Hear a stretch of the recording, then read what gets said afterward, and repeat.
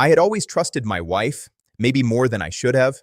Over the years, I'd overlooked small things, text messages, late-night calls, flirtatious jokes, brushing them off as harmless.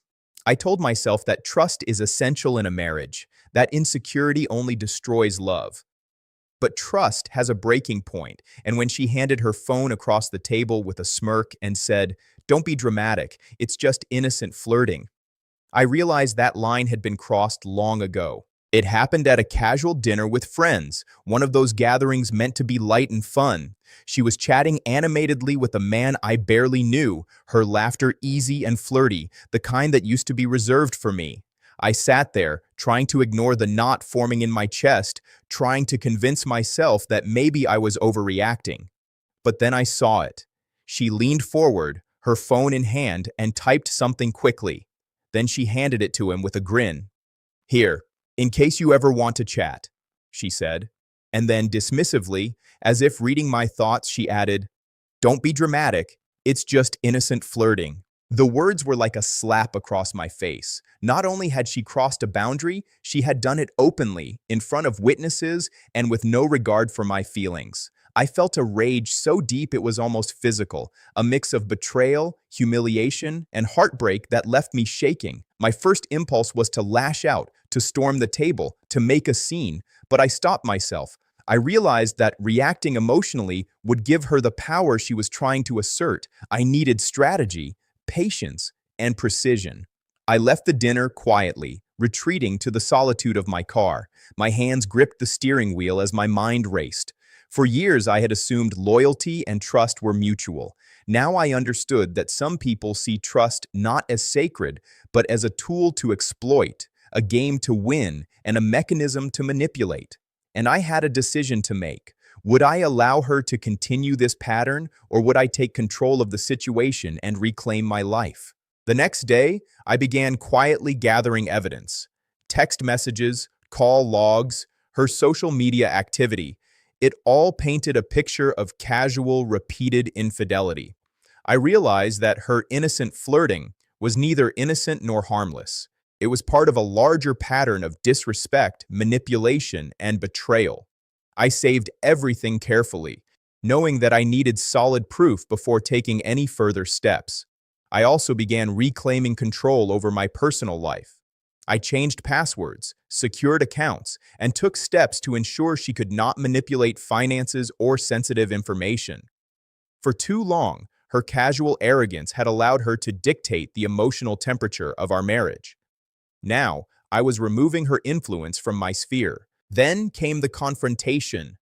But I didn't confront her impulsively, in anger or humiliation. I waited until I had the evidence, the legal advice, and a clear plan.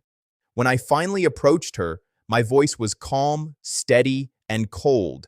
I didn't accuse, I presented facts. The messages, the phone records, the flirting, it was all laid out, undeniable and irrefutable. Her initial reaction was denial, then deflection, then panic. She hadn't expected me to be so methodical, so prepared, so unshakably calm.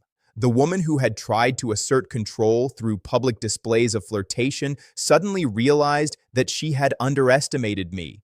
She had assumed I would react emotionally, giving her the upper hand, but instead, her actions had triggered a precise strategic response that ensured accountability. Divorce proceedings followed, structured carefully to protect my interests. Custody arrangements, financial safeguards, and legal boundaries were all established meticulously. She attempted to argue, manipulate, and charm her way through the process, but the evidence was overwhelming. Her attempts to evade consequences failed at every step. Through it all, I focused on rebuilding my life. I reconnected with friends, strengthened family ties, and focused on personal growth. I realized that the ultimate revenge was not humiliation or vindictiveness, but reclaiming my dignity, my autonomy, and my peace of mind. I didn't need to shame her publicly. The truth and her own actions had already done that for me. Months later, reflecting on that moment, the casual handing over of her number, the flippant words, "Don't be dramatic, it's just innocent flirting," I understood the significance of composure, patience, and calculated action. Her arrogance had been her undoing. She had flaunted betrayal, expecting to manipulate me, but she had instead unleashed a sequence of actions that ensured accountability and restored my life. In the end, I learned a harsh but valuable lesson. Trust is precious, boundaries are sacred, and betrayal cannot be ignored. But reaction does not have to be emotional. Calm, deliberate action, combined with strategy and patience, ensures that those who try to exploit, manipulate, and humiliate ultimately face the consequences of their choices. Her innocent flirting had been the spark, but my measured response became the fire that reshaped my life. I emerged stronger, wiser, and free from the shadow of her betrayal, proof that dignity, composure, and strategy are far more powerful than impulsive anger or dramatic confrontation.